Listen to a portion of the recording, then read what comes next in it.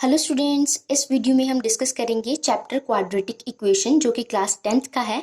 ICSE और CBSE दोनों boards में अवेलेबल है। इसकी हम इंट्रोडक्शन देखेंगे, मतलब कि इस चैप्टर को शुरू करने से पहले आपको किन किन चीज़ों का पता होना चाहिए वो चीज़ें सारी देखेंगे। तो सबसे पहले आपको क्वाड्रेटिक इक्वेशन का मीनिंग पता होना चाहिए, तो इसकी डेफिनेशन देख लेते हैं। A quadratic equation in the variable x is of the form a x square plus b x plus c is equal to 0 where a, b and c are real numbers and a is not equal to 0। इसमें ये बोला गया है कि जो quadratic equation है वो इस टाइप की होती है। इसमें ए बी और सी जो है वो रियल नंबर के सेट में से होते हैं एंड ए जो है वो 0 के बराबर नहीं होना चाहिए। अब क्यों नहीं होना चाहिए? मान लीजिए अगर ए 0 के बराबर हो जाता है तो ये वाली सारी टर्म खत्म हो जाएगी। क्या बचेगा हमारे पास? बी एक्स प्लस सी। तो जो बी एक्स प्लस सी है ये एक लीनियर इक्वेशन है, ये क्वाड्रेटिक इक्वेशन नहीं रहेगी। इसीलिए बोला गया है कि ए जो है वो 0 के बराबर नहीं होना चाहिए, बी और सी जो है ये 0 हो सकते हैं। अब इसकी कुछ एग्जांपल्स देख लेते हैं। एग्जांपल्स देखने के लिए मतलब कि आपको ये पता होना चाहिए कि आप देख के पहचान पाओ कि ये क्वाड्रेटिक इक्वेशन है कि नहीं है। तो चलिए देखते हैं। 5x square minus 3x plus 3 ये इस टाइप की इक्वेशन है और इसमें a जो है वो 0 नहीं है, मतलब कि x स्क्वायर का कोएफिशिएंट 0 नहीं है, तो ये एक क्वाड्रेटिक इक्वेशन है। सेकेंड वाली देखिए, 2x square minus 50 is equal to 0। अब ये शायद आपको लग रहा होगा कि ये क्वाड्रेटिक इक्वेशन नहीं है, बट ये क्वाड्रेटिक इक्वेशन है। क्यों? क्योंकि इसमें a जो है वो 0 के बराबर नहीं है। b मैंने पहले भी बोला था कि 0 हो सकता है, वो इसमें 0 है, अब कॉन्स्टेंट नंबर है। थर्ड वाली देखिए, 2x square minus 7x is equal to 0, ये भी क्वाड्रेटिक इक्वेशन है क्योंकि a 0 के बराबर नहीं है।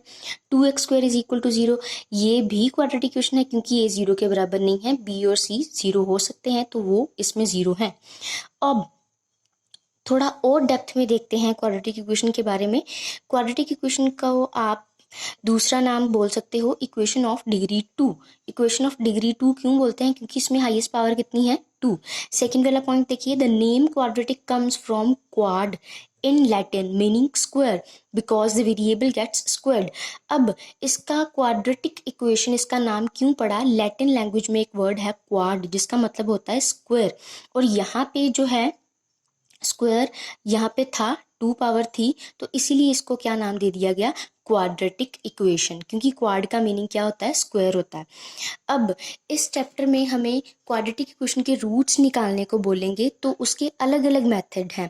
हमारे पास 3 मेथड हैं इसके, method to find roots. 3 methods हैं। सबसे पहला है फैक्टराइजेशन, सेकंड है कंप्लीटिंग स्क्वायर मेथड, और थर्ड है क्वाड्रेटिक फॉर्मूला। क्वाड्रेटिक फॉर्मूला को यूज करके आपको रूट्स जो है उसको फाइंड आउट करना होगा।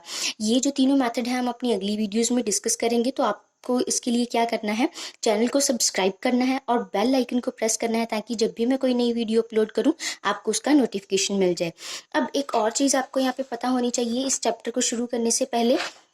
इस चैप्टर में एक ये चीज़ बोलेंगे आपको कि nature of roots find out करना है क्वाड्रेटिक इक्वेशन का। तो जब भी आपको nature of roots find out करना है उसके लिए आपको डिस्क्रिमिनेंट निकालना पड़ता है। डिस्क्रिमिनेंट का आपको फॉर्मूला याद रखना है, बी स्क्वायर माइनस 4ac इसका फॉर्मूला है। और जब भी आप क्वाड्रेटिक इक्वेशन सॉल्व करते हो, उसके रूट्स निकालते हो, तो उसके जो नंबर ऑफ रूट्स हैं वो 2 रूट्स आते हैं, क्योंकि यहाँ पे पावर 2 है तो इसके 2 रूट्स आते हैं आपके पास। ठीक है जी। और तो जब भी आपको nature of roots find out करना है तो आपको डिस्क्रिमिनेंट फाइंड आउट करना है। जब आप डिस्क्रिमिनेंट फाइंड आउट करोगे तो इसके आपके पास 3 केसेस हो सकते हैं। या तो डिस्क्रिमिनेंट की वैल्यू 0 होएगी, अगर 0 होती है तो रियल एंड इक्वल रूट्स होंगे। अभी अभी मैंने आपको बताया कि 2 रूट्स आते हैं क्वाड्रेटिक इक्वेशन के, तो जो दोनों की वैल्यू है वो रियल नंबर के सेट में से होंगी और दोनों क्या होंगे? इक्वल होंगे। या क्या हो सकता है? ग्रेटर देन 0, मतलब कि पॉजिटिव वैल्यू आ सकती है। अगर पॉजिटिव वैल्यू आती है तो जो रूट्स हैं वो रियल होंगे एंड अनइक्वल होंगे, मतलब कि दोनों बराबर नहीं होंगे। अब इसमें सब केसेस हैं कि अगर d is a perfect square है तो रैशनल रूट होएगा, अगर परफेक्ट स्क्वायर नहीं है तो इररेशनल होएगा। अब परफेक्ट स्क्वायर का क्या मतलब है? मान लीजिए आपके पास वैल्यू आई डी की 16, तो 16 को आप ऐसे लिख सकते हो 4 का स्क्वायर, या 9 को आप ऐसे लिख सकते हो 3 का स्क्वायर। जिसको आप ऐसे लिख सकते हो दैट मीन्स कि ये परफेक्ट स्क्वायर है। अगर परफेक्ट स्क्वायर होगा तो उसका जो नेचर होएगा वो रैशनल होएगा, अगर परफेक्ट स्क्वायर नहीं होएगा तो इररेशनल होएगा। अगर डी की वैल्यू लेस देन 0 आती है तो रूट्स जो होंगे वो इमेजिनरी होंगे। ठीक है जी। अगर आपको इमेजिनरी का इन डेप्थ में नहीं पता तो चिंता करने की ज़रूरत नहीं, आपको सिर्फ इतना देखना है कि अगर लेस देन 0 है तो इसका जो है रूट वो इमेजिनरी होएगा। ठीक है जी। तो ये थी इस चैप्टर की सारी introduction. If you like this video please hit the like button and subscribe to my channel.